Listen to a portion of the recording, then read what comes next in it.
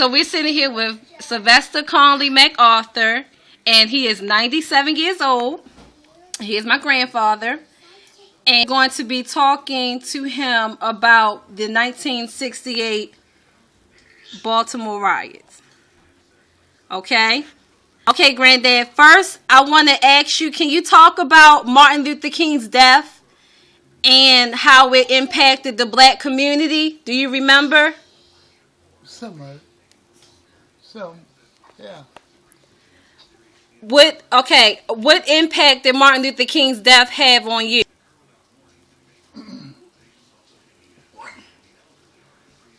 How they set Baltimore City on fire. More fire than anything else. I knew that place was burning east, west, on fire. And it was because Martin Luther King had died? Yeah, because they was shooting. Jeez. Do you think the black community felt like it was y'all had experienced a failure because of Martin Luther King's death? And him trying to fight for equal rights? We were making progress. Making progress? Yeah. That's the way you make progress sometimes. You make progress. Okay. Let them know you're determined. You're just determined. Right. Yeah. When you first saw the National Guards come in, what was going through your mind at that time? Do you remember when the riots first started? How did you feel? I said, Lord, why all of this? Why all of this? Yeah, why all of this? Wow. Yeah, it was a failure. Why all this? Segregation of seats, transportation, segregation, seats, transportation. You sit there, I sit there. You don't sit over here. That kind of stuff. Wow. Yeah. Was there a moment during the riots that it became really scary, that you felt like Baltimore wouldn't be able to recover?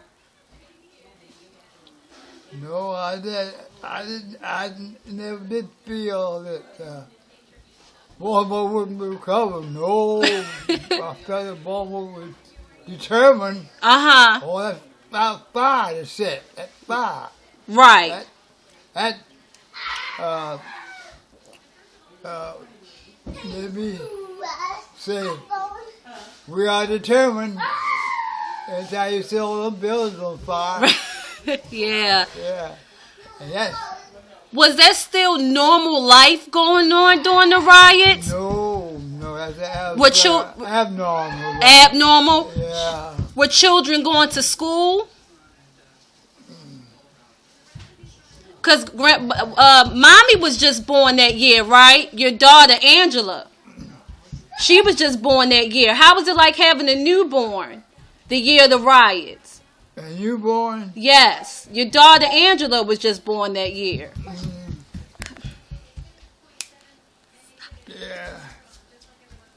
Yeah.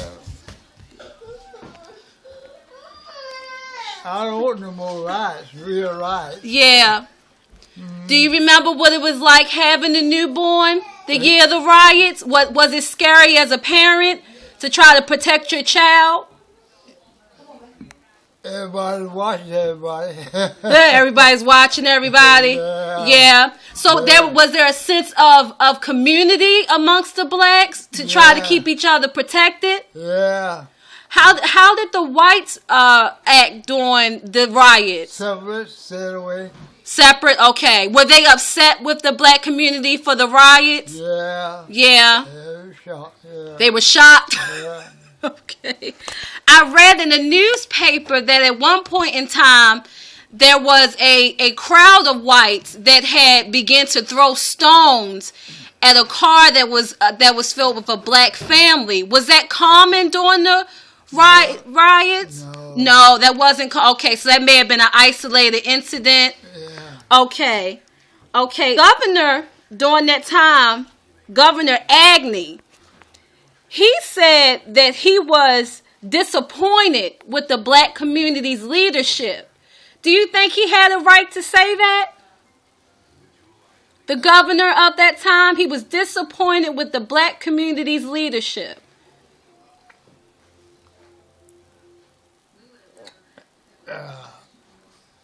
The governor was surprised that the blacks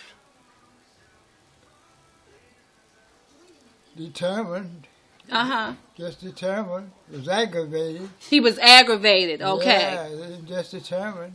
And he was surprised that at what you were willing to do to show your determination. Yeah. He didn't realize that the blacks would respond that way. That they will respond that way in trying to make a point. He didn't know. Yeah. Okay. Mm-hmm. Okay. So did he have a right to say that he was disappointed with the leadership in the black community? No, he didn't. Okay. No. Okay. All right. So do you believe that the Baltimore riots, it was a very painful time for the black community and the white community, but do you think any good came out of those riots happening? Yeah. Some good came out of it. Good, okay. We were determined. Yeah. Okay. Yeah. Were you affected during going to work? Did you have to stop going to work? No. Okay, so you continued to work during the riots? The riot was like 8 or 9 o'clock in the afternoon. Oh, so the riots would start late at night. So during the day it was peaceful. Yeah. I read that somewhere that oftentimes there was a curfew put on at 4 p.m. And a lot of times the riots didn't start until after that curfew time. Yeah. Okay. So you confirmed that for me. Yeah, right. I'll be expensive. Okay. Did you obey the curfew? Did you go in the house? Yeah. Yeah? You went in the house? Yes, indeed. Okay. And so last question I asked you, did you have any property damage? No. Okay, so you didn't have... No. Okay. I was told with some of the information I read, it was the city that was mainly affected, and you lived in Baltimore County during this time, or did you live in Baltimore City? Let's see. I lived in the city. You lived in the city. I believe you may have lived near Coppin State, actually, if I think about it. Didn't you live over near Coppin State during this time? Yeah. Yeah, okay. I remember Mommy telling me that. Yeah. And was that area heavily damaged? No. Okay. Well, thank you for talking with me. So what should I take from, in this generation, from that experience that we had in African American history? What's important for me to remember about that?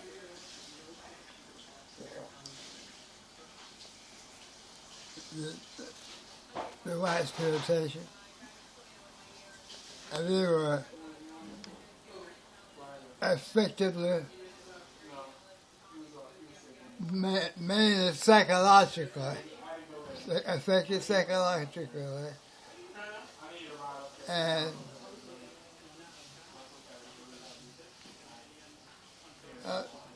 not very much damage done. So it was property-wise. Okay. Not a lot of damage done property-wise. But psychologically, damage was done. Yeah. Okay. Well, I thank you so much for talking to me about the riots, and I learned from your point of view, you didn't experience a lot of property damage, but it was psychologically, it left a mark on you. Yeah. All right. Well, thank you so much. You're welcome. Okay. Yeah.